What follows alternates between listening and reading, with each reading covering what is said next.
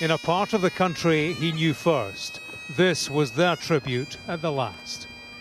Pupils of Gordonston know well the story of a 13-year-old prince who came to the UK seeking refuge and found it in their school. In his day, he sailed the waters off the Moray coast. On this day, it was a place of remembrance as pupils laid a wreath in respect. He had such a close bond to the school, so it is a very emotional time because he's an OG. He's part of the student body, like the old student body. So it is part of like letting one of ours go, if you will.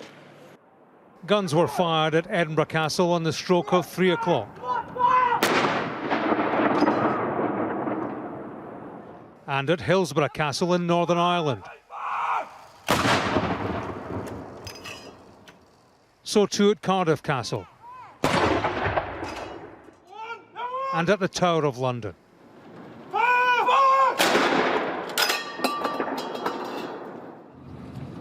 Guns were sounded for an ex-serviceman at naval bases in Portsmouth.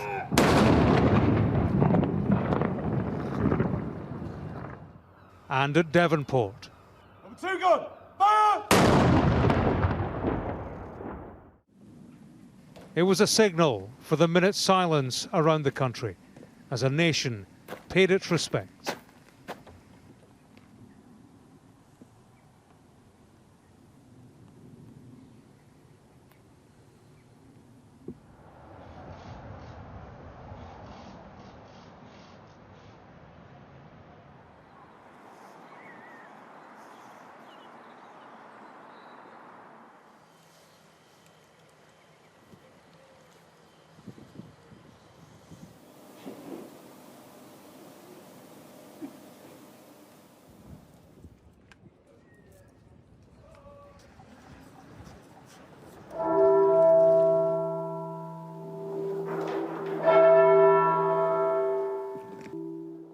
At Blackburn Cathedral, bells sounded as people were invited to light a candle for the Duke of Edinburgh. It reminds me of my husband and everything, you know, he's gone and that, so it brings everything back. 10 white doves were released here. Hundreds more were liberated in other cities, pigeons too, as a nod to the Duke's interest in the royal pigeon lofts. The funeral meant a lot to Sandra and Norman Elmer.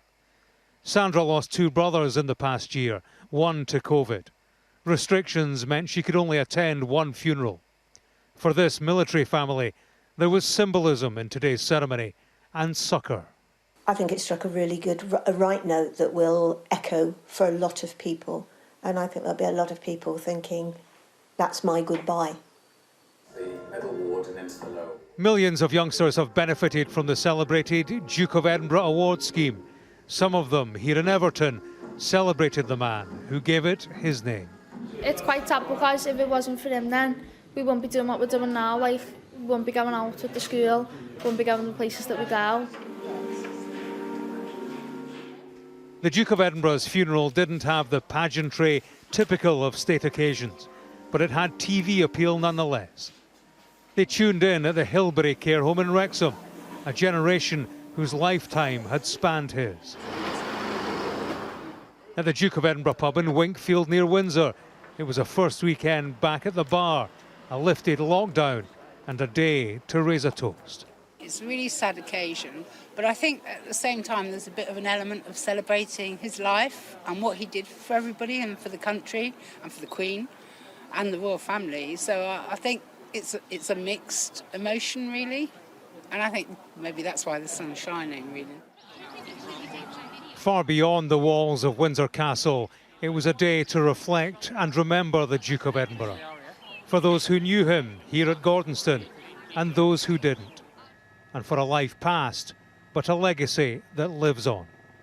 James Matthews, Sky News, Gordonston.